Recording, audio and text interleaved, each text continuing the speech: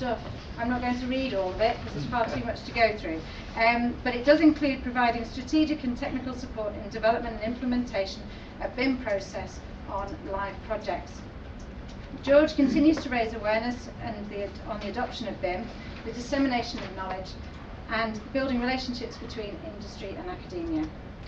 He authors lecture and training material, as well as delivering training and practice, and he delivers modules on BIM for architecture, project management, design management and construction management.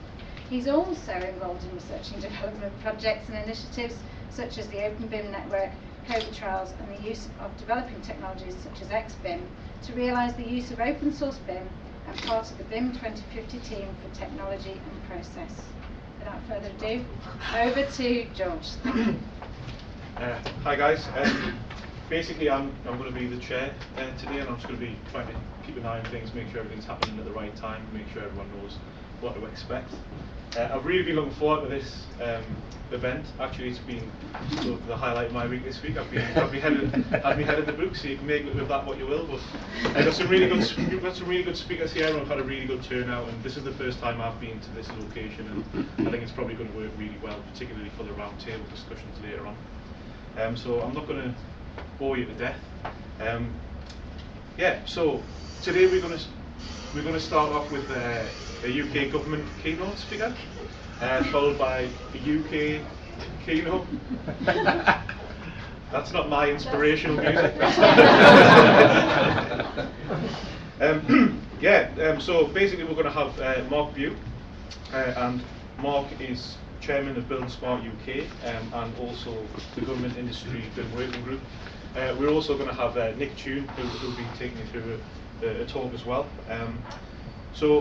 Mark has got a track record of delivering successful process and technology-driven business change management programs from the engineering and construction industry.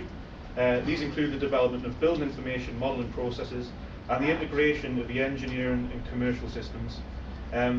He also chaired the development of the UK government BIM strategy, which I'm sure most of us here will be familiar with, which was published in July 2011 as part of the UK construction strategy. Mark's also a chartered engineer with strong technical and commercial skills. He has a BSc Honours in Computer Science and is a member of the British Computer Society as well. Mark was previously Business Systems Director at Scott Wilson Group and Costain Group plc, and he has also held positions with John Lang, Kavanagh Construction and GCE Avionics. I'm going to run through Nick's bio as well, and then I think I'll just leave you in their capable hands. Nick was appointed the director of the newly established BRE Wales office in 2005. He's developed close working relationships with all key main construction bodies in the country, including the Welsh Assembly Government, Construct Wales, Construction Skills, Constructing Excellence, the Housing Association and RLSs, and major construction contractors. As well as heading up the Wales team, Nick leads on BRE's activities in Europe with a primary focus on European research programs such as the FP7. Nick is also currently leading BRE's operations in Canada, something which I personally know a little bit about, and I think it's some really good stuff which is happening over there. BRE Canada is developing plans for BRE Canada Innovation Park, as well as delivering high quality construction services. Nick is also advisor to the Heads Valley programme, helping deliver sustainable construction initiatives, and has instigated a £50 million renewable energy programme. He also sits on the board and participates on many sustainable construction initiatives and steering groups in Wales, such as TAN22, the development of the Sustainable Construction Guidance for Planning. And finally, Nick's vision to continue to develop the BRE Wales into a multidisciplinary team, providing sustainable building consultancy and research throughout Wales, and also moving into the southwest, starting with the development of the new R&D Innovation Centre in Sustainable Materials located within Bath University. So you can appreciate these two guys are obviously very busy, and thanks very much for coming here to sort of share some knowledge with us, and I'll pass it over to you for now. Thanks very much. Afternoon, everybody. As I said, I'm Mark Bew. I chair the government construction BIM project.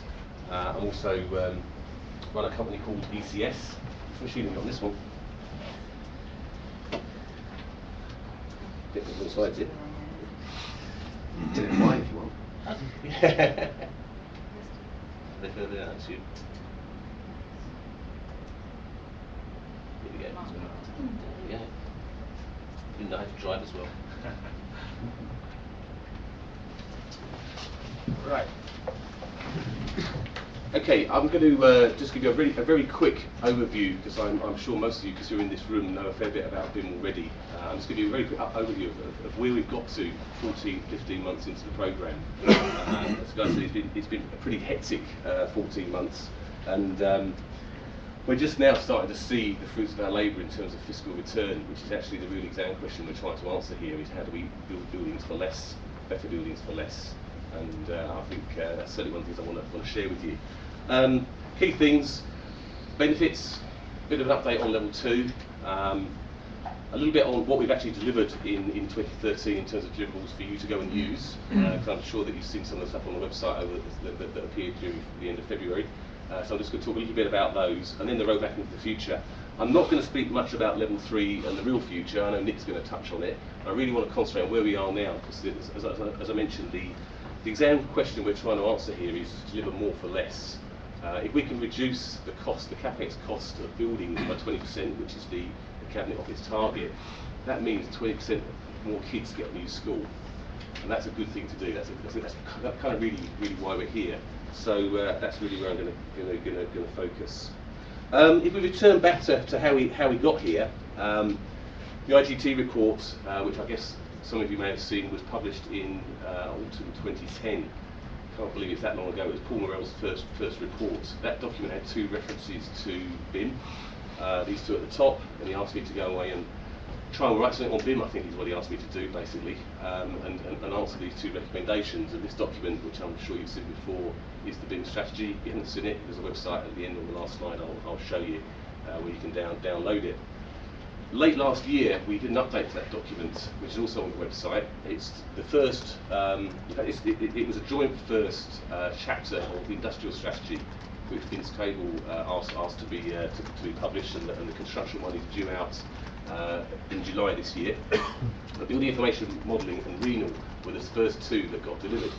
And I just want to talk a little bit about what the content of that document is, because it's really quite important in terms of you understanding the commitment that government's got to this programme.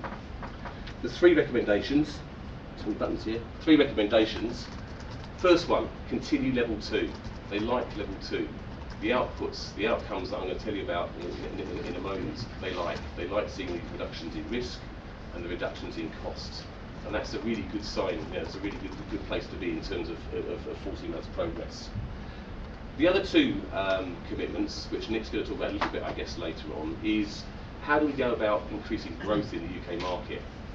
The UK, in terms of construction spend, is going to be pretty flat for the next 5 to 10 years. It's just a fact. We have no money. The deficit,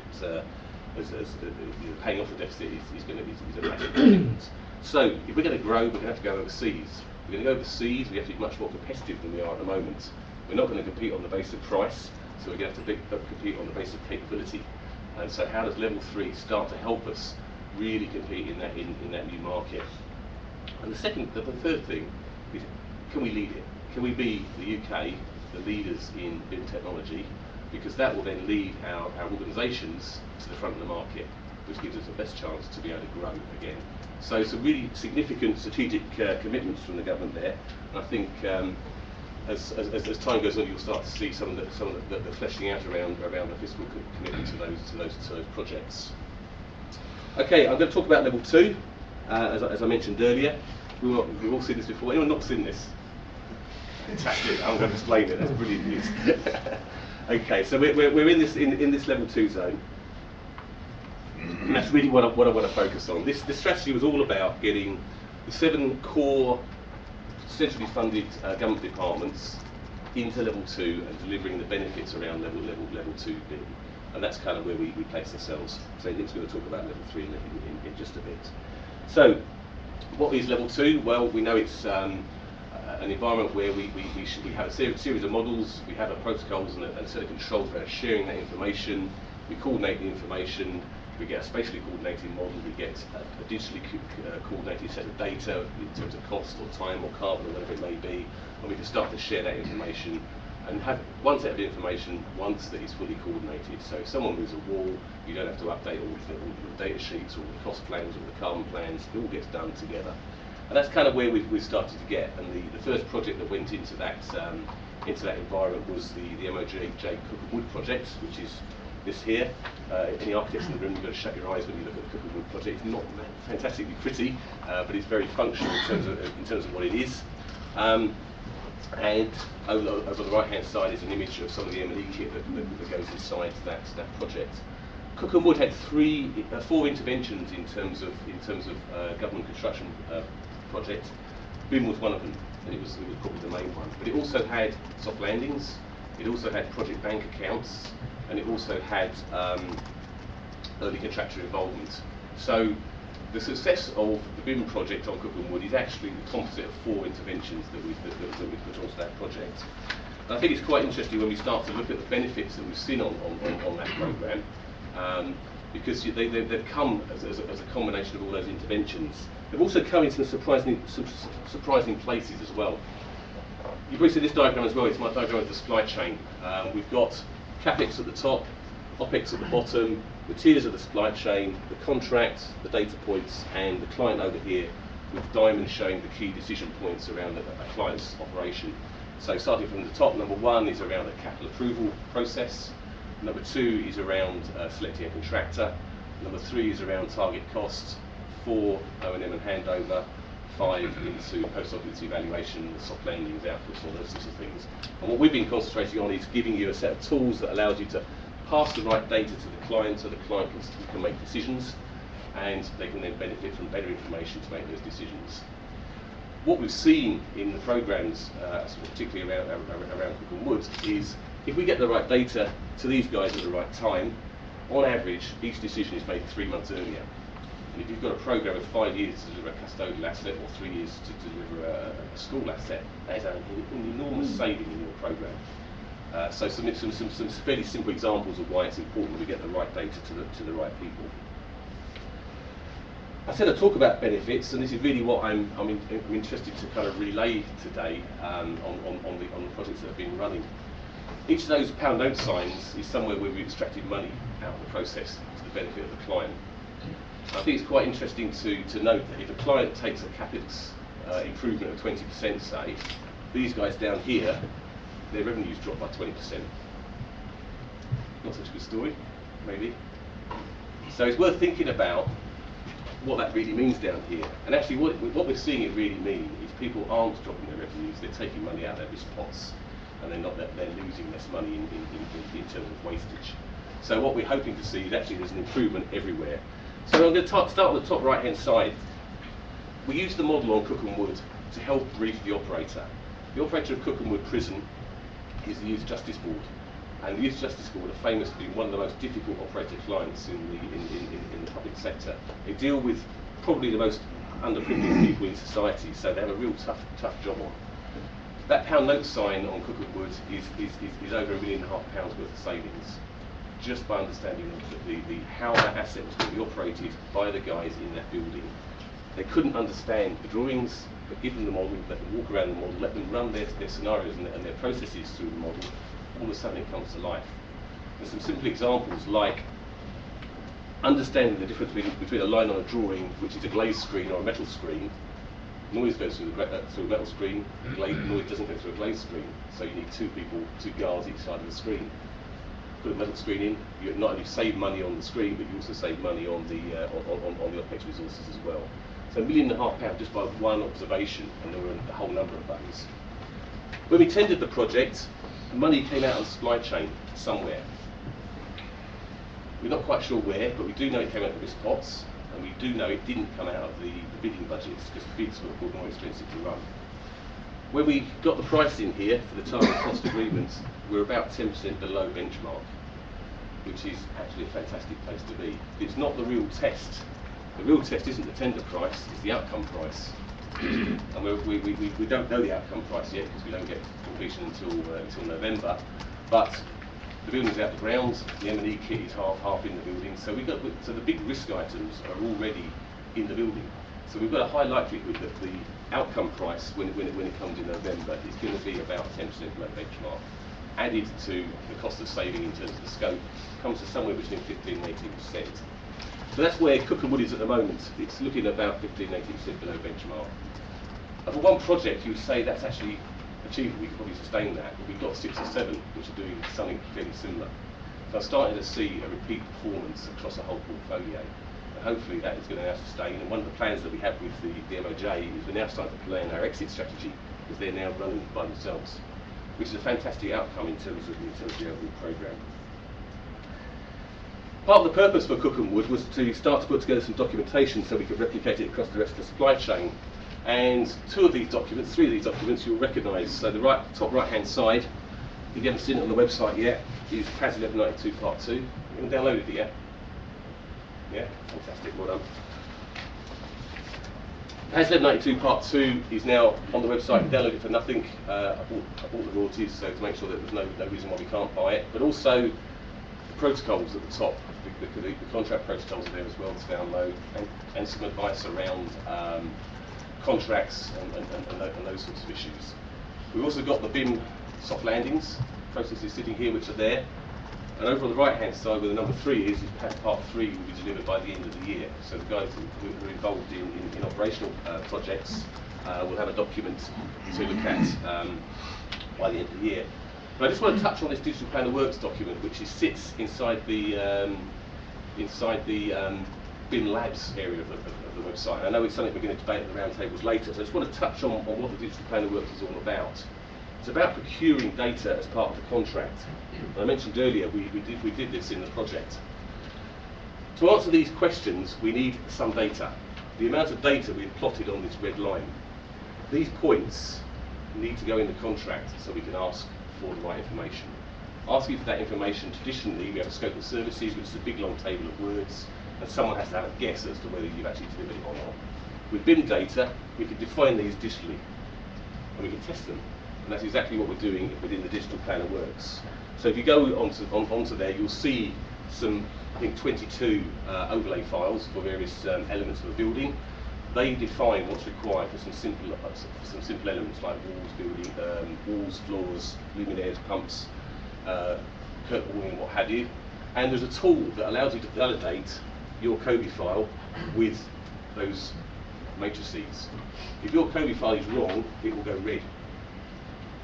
And that gives you a tool to be able to check your own BIM models as they go through the process. And this, as far as we're aware, is the first time there's a production item that you can actually go and start to test your own BIM models. So one of the things we want to talk about this afternoon in the workshops is, have you had a look at this yet? And if you haven't, let's go and have a look at it and test it, because we want to have as much consultation around this digital checking process, so that when we do go live with a digital checker, we actually know we've got the right answer. The reason for having a checker in place, and this is the validation you just saw, is we can start to use this data at the bottom much more effectively because we know it's correct. So things like writing reports to answer the client questions you saw earlier, things to feed computer-aided FM systems or cost planning or ERP systems, but also we've got a project that Peter Caplethorne from Scott Brownring is running to start checking against regulations or planning or a whole series of other uses. But we can't do this stuff down here unless we can validate our data. The digital plan of works is all about getting valid data. So just to summarise where we are with level 2, we've got some documents which you can download, they're all yours to take. We've got some validation tools which you can test and have a play with. We've got a project to have a BIM server within the MOJ and across the rest of the government, so they can actually start to collaborate with BIM data rather than just files. We've got some strategies around data usage I've just been talking about, so BIM for regulations and what have you is going on. Departmental strategies carry on, so MOJ, highways are the next ones on. Highways are about 6 months behind the MOJ, but they're progressing in the same way. So it's a really good, I think, achievements there in terms of deliveries. We've also won the FIATech Award for Innovation, which is an international award for innovation. So you guys have won this. This is a joint government industry award, so well done, fantastic effort there. But the key thing, I think, really is we've demonstrated we can save money. We've captured the imagination of the client. The client is now getting 18% more schools and prisons than he was before. So I think that's a fantastic effort from all the guys involved in the process. Thank you very much.